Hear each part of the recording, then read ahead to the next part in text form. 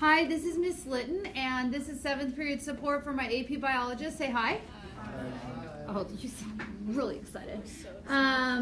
So we are going to look at free response prep here. So this is for not unit 5, we're on unit 6. Yay.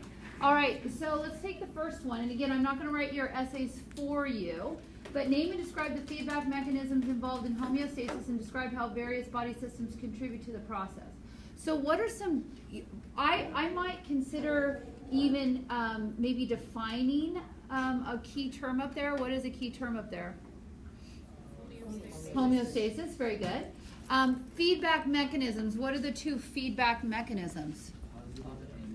Yes, positive and negative. I would differentiate between them. You could almost Venn diagram in your preparation. How are they similar? How are they different? And then find an example of each that you could talk about. Okay, and then look to see on one of your examples like how various body systems contribute to the process. I believe I gave you one like on calcium as an example. We've looked at different ones like blood sugar. And as we move into like the endocrine system as well, those will help you, and nervous system, in having more examples that you can use for that particular question. But you should be able to definitely differentiate between positive and negative feedback. Can I let that one go? Questions, concerns? Okay, so let's go to number 2. Assume you are a red blood cell and describe your journey through the human body starting from and ending at the right atrium. So first of all, let's just see if we can do that really quickly, shall we? You ready? Let's do it together. Right atrium, then what? Tricuspid valve, right ventricle, semilunar valve. Perfect, I skipped that one. Semilunar valves, and then the left and right pulmonary arteries, arterioles, capillaries in the middle surrounding the alveoli, then venules, veins, left and right pulmonary veins, left atrium, bicuspid valve, left ventricle, semilunar, aorta, arteries, arterioles, capillaries in the middle, venules, veins. Now, when we talk about the various things that can happen, you only have to discuss the capillaries in the middle, because that's where all of your what takes place? Exchange takes place. Where's she going? She's walking all the way around the building. Awesome. Okay, so you just have to focus on the capillaries in the middle. So why don't we start with the lungs? I should probably read my question. Describe any changes you notice in the blood as you travel through the organs and tissues of the body. Be sure to focus on what happens physiologically at these areas. Muscles, which is just representing your general tissues. Did the back, you too? Yeah? Yeah. Okay. And the lungs, the kidneys, and the intestine/liver. So we can start at the muscles, the first one. So at the muscles, when the blood gets there, what are they going to want to drop off? What kinds of things? Oxygen. Okay, so let's talk about how they're going to drop off oxygen. Remember, gases have to be dissolved in a fluid. So how do we package oxygen? Hemoglobin. So the hemoglobin is going to want to release the oxygen. What's going to help the hemoglobin release the oxygen? Temperature can facilitate that process. What else? pH. So what would alter the pH? Yeah, carbon dioxide levels. Because the carbon dioxide that's generated by those tissues, remember we got to package it, so how do we pack up CO2? CO2 will hook up with water, good, right? And then it will form what? Carbonic acid. And that tends to dissociate into hydrogen ions and bicarbonate, and that's how CO2 will then travel. The more CO2 we have, the more hydrogen ions we will have, right? Which will lower the pH, which will facilitate hemoglobin releasing the oxygen. Then it's just partial pressure of gases. It'll go from a higher partial pressure to a lower. So it'll go from higher oxygen to lower in the tissue fluid. Then once it's in the tissue fluid, it'll move from the tissue fluid into the cell. Diffusion, diffusion, diffusion, right? The entire way. So now we have taken care of gases. What else are they going to want? Nutrients. Okay, so nutrients will be dissolved in the blood, and we know all kinds of things that are dissolved in the blood. In fact, let's list what's dissolved in the plasma. We have gases. Okay, let's go in order. Gases, stop it. Gases, nutrients, salt, sure, proteins, nitrogenous waste, hormones, vitamins, okay? So they will go from a higher concentration to a lower concentration, and waste vice versa. And we need to talk about something else here. What's facilitating this exchange at the capillaries out at our tissues? We have two different pressures at war here, yes? Okay, at the arterial end of the capillary bed, what do we have? Hydrostatic pressure, exactly, which is the force on the blood due to the heart, contractions of the heart. But at the exact same time, we have another pressure. What pressure is that? Osmotic pressure, okay, which is due to the contents of the blood, which you just mentioned to me, drawing fluids in. But at the arterial end of the capillary bed, who wins? Hydrostatic pressure, forcing fluids out, is greater than the osmotic pressure drawing fluids in. By the time you move to the venule end of the capillary bed, who's winning? And fluids are drawn in. Okay, so we just covered a lot of material just talking about the exchange that occurs at the muscle, yes? Okay, can we leave that one alone? All right, so let's talk about some other places we could have gone. So let's go now to the lungs. Now, the lungs are made out of millions of little air sacs called alveoli. And when the capillaries are approaching the lungs, are they high or low in oxygen? What are they? Low, when you're approaching them, right?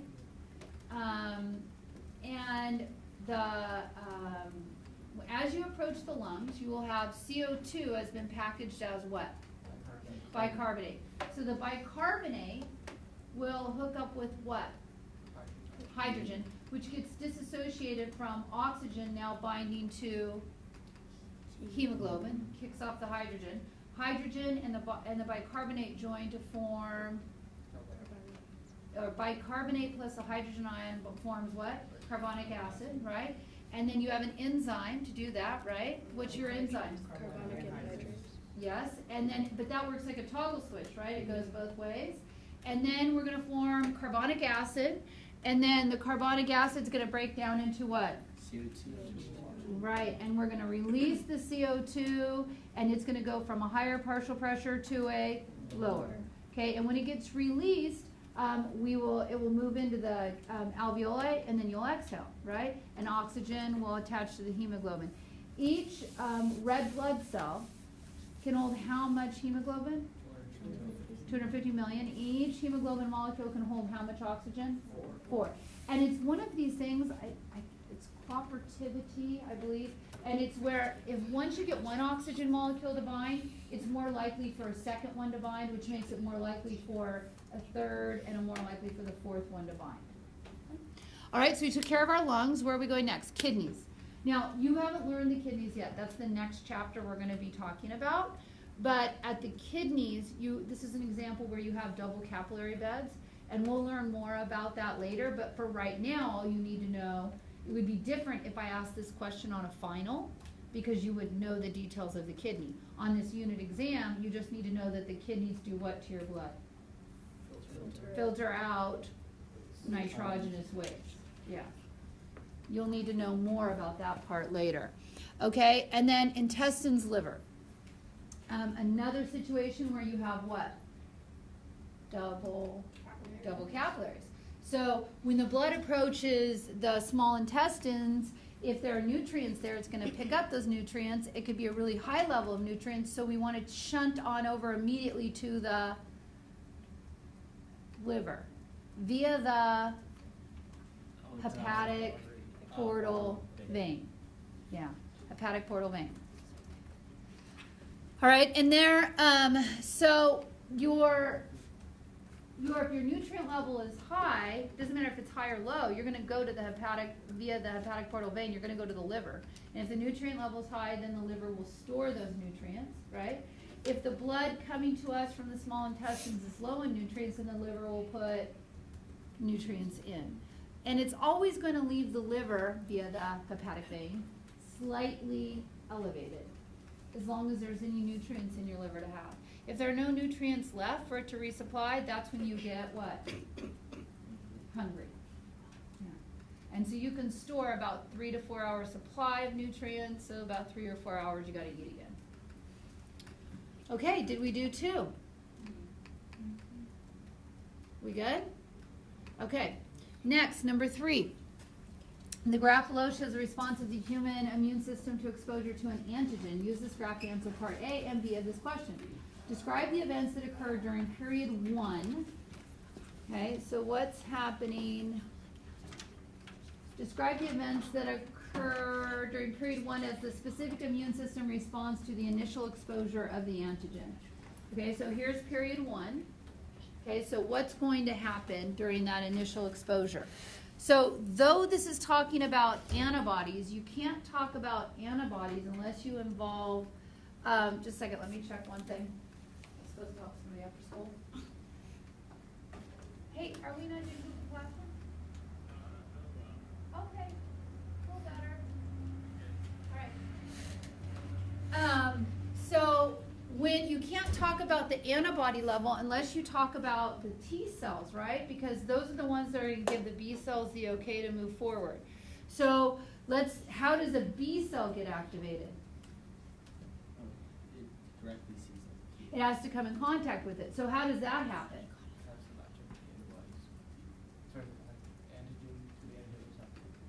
Okay, by who? By what?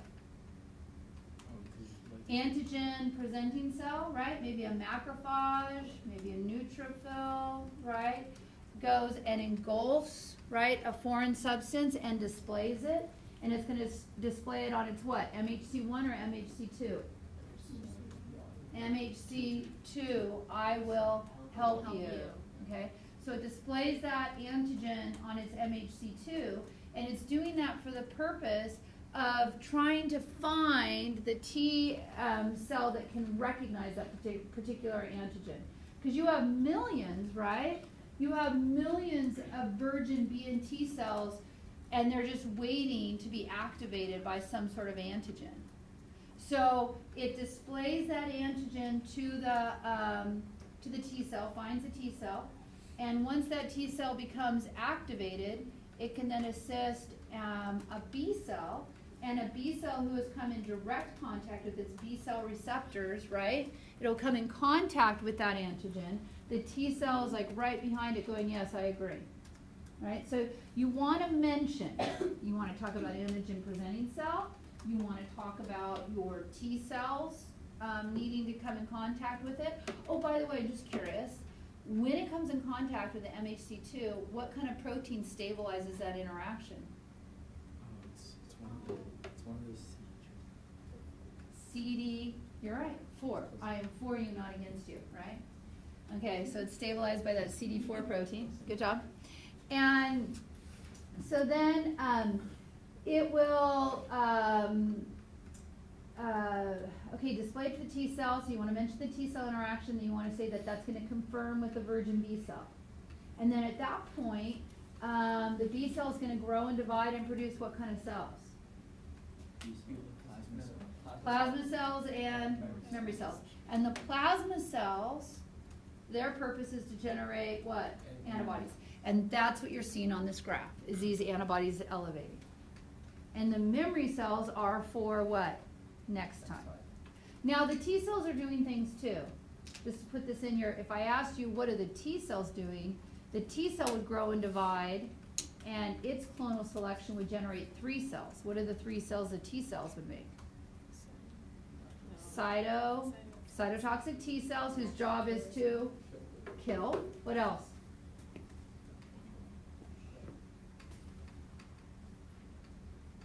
Memory cells for next time, and helper cells. Helper cells are like the wedding coordinator or the general, right? Okay, so the T cells would make those three different T cells. Okay, so we can see the antibody levels are going to go up as a result of that. And we're going to build clone army, but eventually what are all those clone armies going to have to do? They're going to have to what? Yeah, do apoptosis. And we still will have antibodies cruising through our blood supply, but not a tremendous amount. Okay? So describe the events that occur during period 1 as the specific immune system responds to the initial exposure of the antigen. That's our A. Okay, now our B says describe the events that occur during period 2 following a second exposure to the same antigen. Now all we have to use is our memory cells. And they don't have to go through all the checks and balances that we saw before.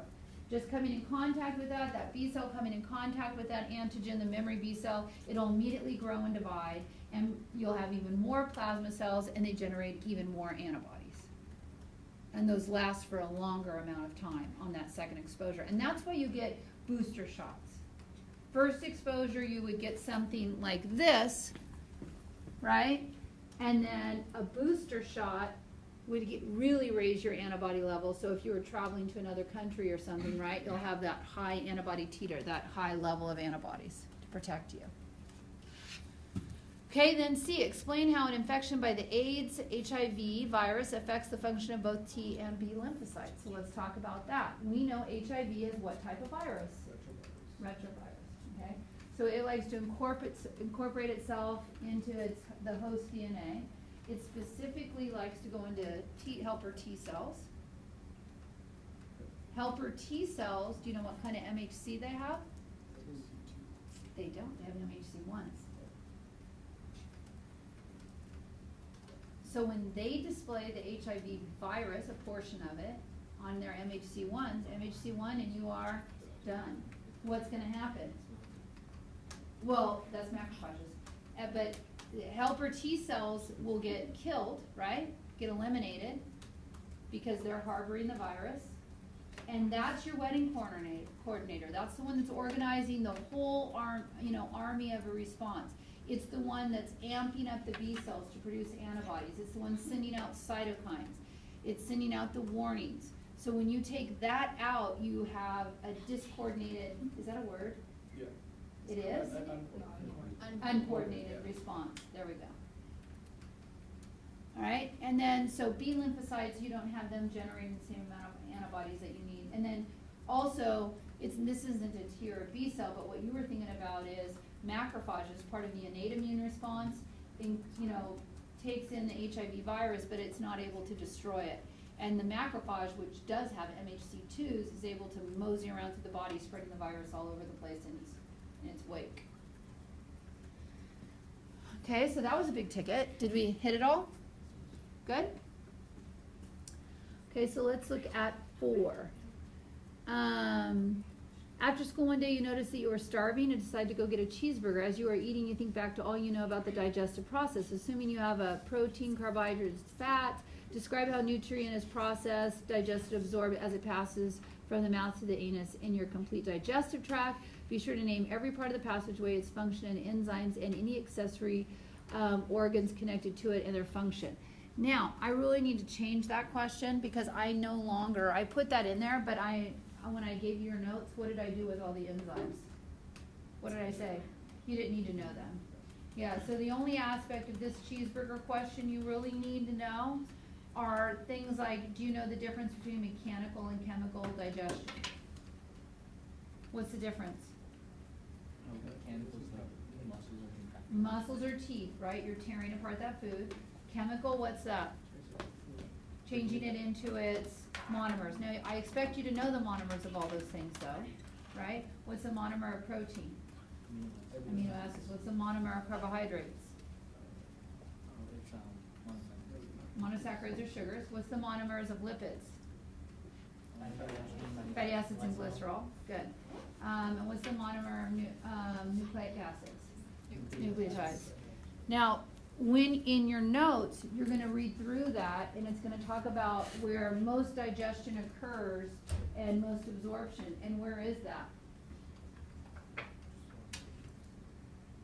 Where does almost all digestion and absorption occur? Small intestines. Yeah. And what is an adaptation in the small intestines that facilitates that process? Microvilli, which increases the surface area. Okay? To get something like sugars to go in, because if you just depend on diffusion, right, let's think this out logically, because this is where this system relates back to something you've already done. Diffusion, it just goes from a higher what? Concentration to a lower concentration. And so if it does that, okay, then you would expect 50% of the sugar to be inside the intestine still and 50% to be inside the cells. So you know, if we're trying to do that, we must have to do what kind of transporting to get our sugars in there? Active transport. Yeah, so you have active transport, and that's, I don't know, like 3/4 through those notes, and it's a little bit larger. The thing about lipids to know is that we've talked about this before. Who can't cross the cell membrane if you are large or charged? And lipids are not charged. You don't actually have to complete the digestion of lipids because lipids dissolve into lipids, so they can cross through the walls of the microvilli. And you should know something else from a required system, and that would be your lymphatic system, right? We talked about the roles of lymphatic: pick up excess tissue fluid, to generate lymphocytes, and another one was to absorb fats at the microvilli of the small intestines. Remember that part? That doesn't link back in there. That's all you need to know. You don't need to know all the enzymes. I need to fix that. I could probably fix it right now because we're here.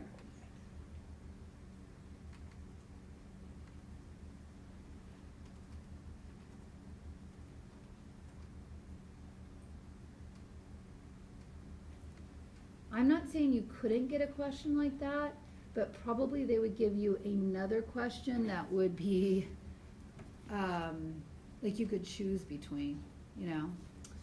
Okay, anything else you want to talk about on 4? Okay, let's go to 5. Concerning the mammalian respiratory tract, describe each structure and its function and the mechanisms of inspiration and expiration. So let's take it in. So we start at nose, nostrils. What does it do? Moisten, warms, filters. Good. Where are we going next? Pharynx. The pharynx is both a and a passageway. Air and food. Then where are we going to go? Trachea. Because the epiglottis is going to be open, right? It only covers the trachea when we're swallowing. So we're going to go in the trachea. The trachea is cartilaginous, ringed, permanently open, ciliated walls, right, to try to clean out stuff.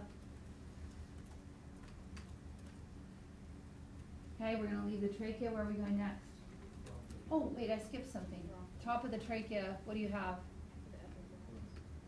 Below that. Starts with an L.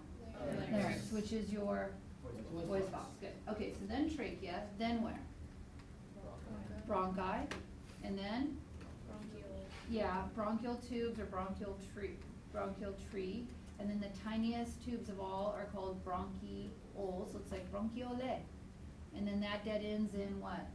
Alveoli. And alveoli are how many cells thick? One cell thick, and that's where all exchange takes place. So that's our passageway. Okay? Mechanisms for inspiration. If I want air to come in my lungs, what kind of pressure breathers are we? Negative pressure. So air's got to go from a higher pressure to a lower pressure. How do I generate that lower pressure in my thoracic cavity? 2 things. Diaphragm contracts. Rib cage pulled up and out by my muscles. Makes this be larger space, same amount of molecules, so it's going to go from higher pressure to lower pressure.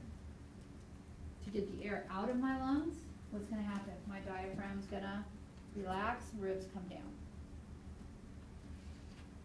All right, so we did A, describe structure and function of the mechanism of inspiration. Okay, B, describe the exchange process of oxygen and carbon dioxide that occur at the alveoli and the muscle cells. Did we already do that? Yeah, this is an overlap question. Okay, so we learned about blood gases when we talked about circulation, so this is just revisiting that. And that's C as well. Describe how gases are transported in the blood, as well as an explanation why the percentage saturation of hemoglobin varies at different partial pressures, temperatures, and pH. So that's referring to that end part where we talked about that saturation curve. Remember that part? And we said why, when we talked about differences in pH and how hemoglobin loses its affinity, so it holds less oxygen, right, where the pH is lower and when the temperatures are, yeah, it lets go, but when the temperatures are higher. pH is lower and the temperature is higher. Hemoglobin has less of an affinity for oxygen.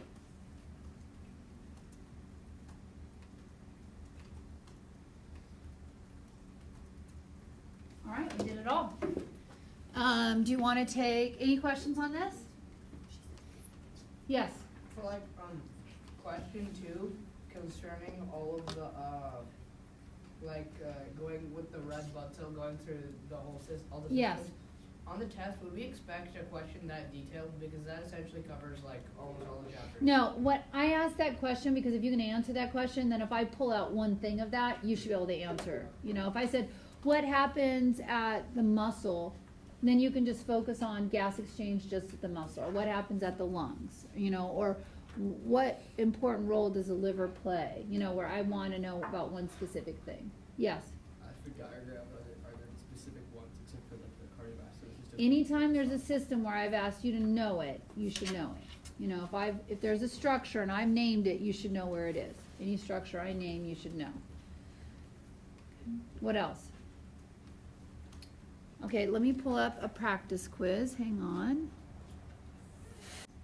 So, hope that was helpful. The practice quiz I'm not putting in the review part because it might be a quiz I use at a future date. So, review, you're super smart. Okay.